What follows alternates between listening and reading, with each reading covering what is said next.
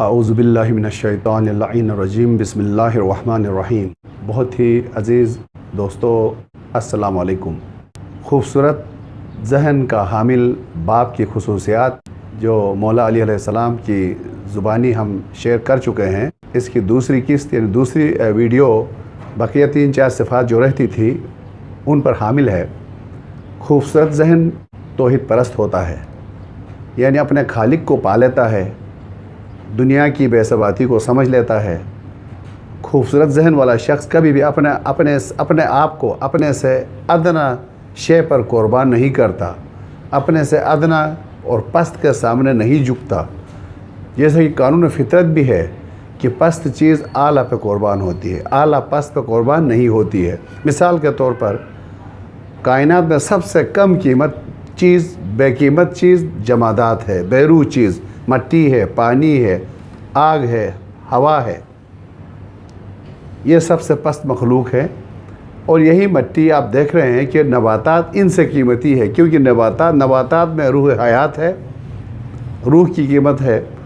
تو اس لیے مٹی اپنی سینے کی رمق کو، زرخیزی کو نباتات کے لیے، پودوں کے لیے قربان کرتی ہے۔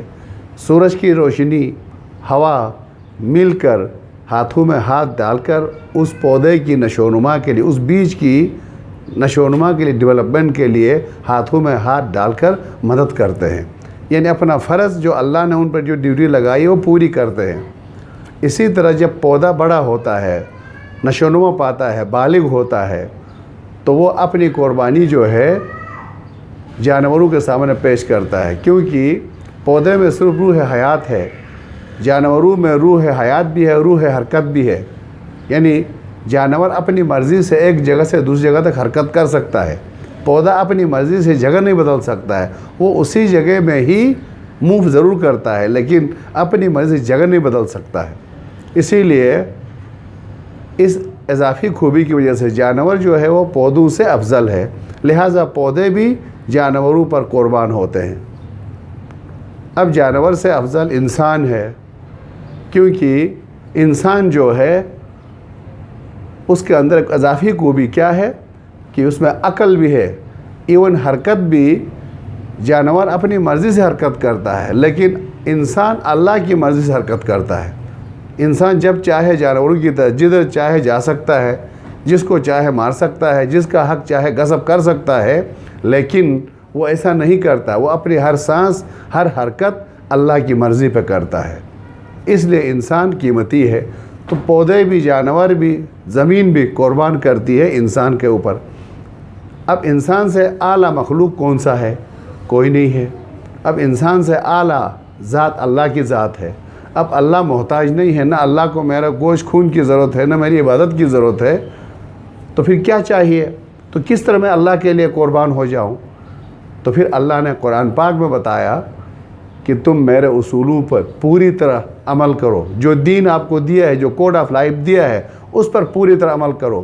جو زمین پر کمزور لوگ ہیں، جو غریب لوگ ہیں، جو مسکین ہے، یتیم ہے، وہ میری عیال ہیں، تو تم میں سے جو دولت مند ہو، جو طاقتور ہو، ان کی مدد کرو، وقت پہ عبادت بجا لاؤ، منہیات سے رک جاؤ، حلال حرام کا خیال رکھو۔ یہ ہے یعنی حیوانی سوچ سے بلند ہونا۔ دماغ تو ہر طریقے سے اپنی سہولت ڈھونڈتا ہے، لیکن عقل جو ہے وہ نتھارتی ہے، یہ چیز تمہارا حق ہے، یہ نہیں ہے۔ تو جس انسان میں عقل کی بالادستی ہو، جذبات مغلوب ہو، تو وہ انسان اشرف المخلوقات کہلاتا ہے، وہ فرشتوں سے برتر کہلاتا ہے۔ اور جو انسان عقل اس کی مفلوج ہے جذبات کے سامنے، تو وہ بظاہر چلتا پھرتا ایک انسان ہے لیکن اس نے اپنا آپ کو پستی کے لیے گرا دیا ہے۔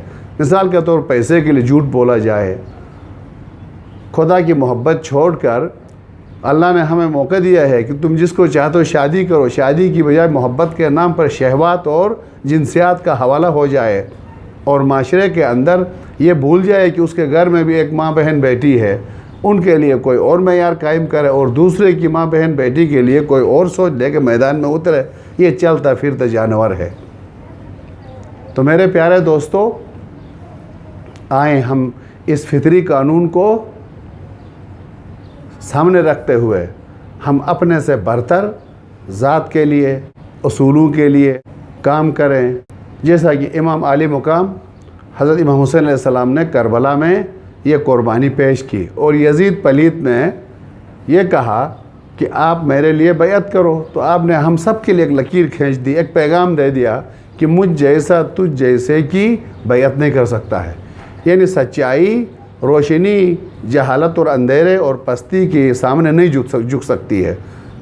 تو خوبصورت ذہن اپنی فطری اصولوں پر عمل کرنے کی ہمیں دعوت دیتا ہے، یعنی دنیا پرست انسان ایسے زندگی گزارتا ہے جیسے کبھی اس نے مرنا ہی نہیں ہے، اس کو تو قبر کی، آخرت کی جو مشکلات ہے اس کا احساس ہی نہیں ہوتا ہے، اس لیے وہ فرعونی سوچ کا مظاہرہ کرتے ہوئے اپنے سے کمزوروں کے حقوق کو غصب کرتا ہے۔ ایسے افراد کے حوالے سے جو لوگ دنیا کو سب کچھ مانتے ہیں، مولا علی علیہ السلام نہج البلاغہ میں فرماتے ہیں خطبہ نمبر 155 میں، اے اللہ کے بندو، باقی ماندہ لوگوں کے ساتھ بھی زمانے کی روش وہی ہوگی جو گزر جانے والوں کے ساتھ تھی۔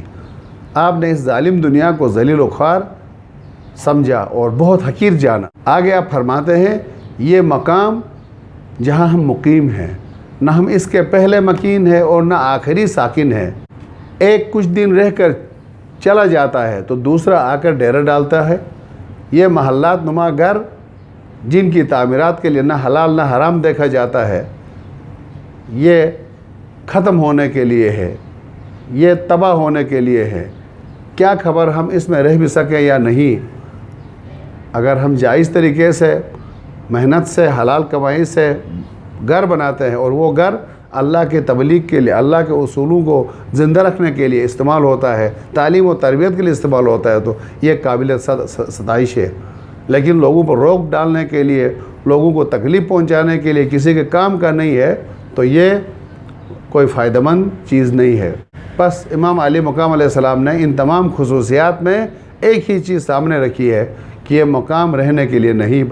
تو میرے پیارے دوستو، میں اس ڈسکشن کے آخر میں اللہ سے دعا گو ہوں کہ اللہ ہمارے اندر ایسے صفات، ان خصوصیات اور صفات سے ہمیں آراستہ کرے جو نیک اور صالح اولاد کی تربیت کے لیے والدین کے پاس ہونا ضروری ہے، ورنہ بدصورت ذہن کے افراد جو گھر گلی میں دندناتے پھر رہے ہیں، ہمارے آپ کے بچوں کو یرغمال بنائیں گے، اپنی طرح توہمات، تعصبات اور تنگ نظری کی وادی میں دھکیلتے ہوئے شرک و جہالت کی سرحدوں تک پہنچائیں گے۔ تو اللہ تعالی ہمیں مولا امیر المومنین علیہ السلام کے بتائے ہوئے ان خصوصیات، ان اصولوں پر عمل کرتے ہوئے اپنے بچوں کی صحیح تربیت کر کے ایک خوبصورت، ایک صحت مند معاشرہ بنانے اور ایک مضبوط پاکستان بنانے کی توفیق عطا فرمائیں۔ والسلام علیکم ورحمۃ اللہ وبرکاتہ۔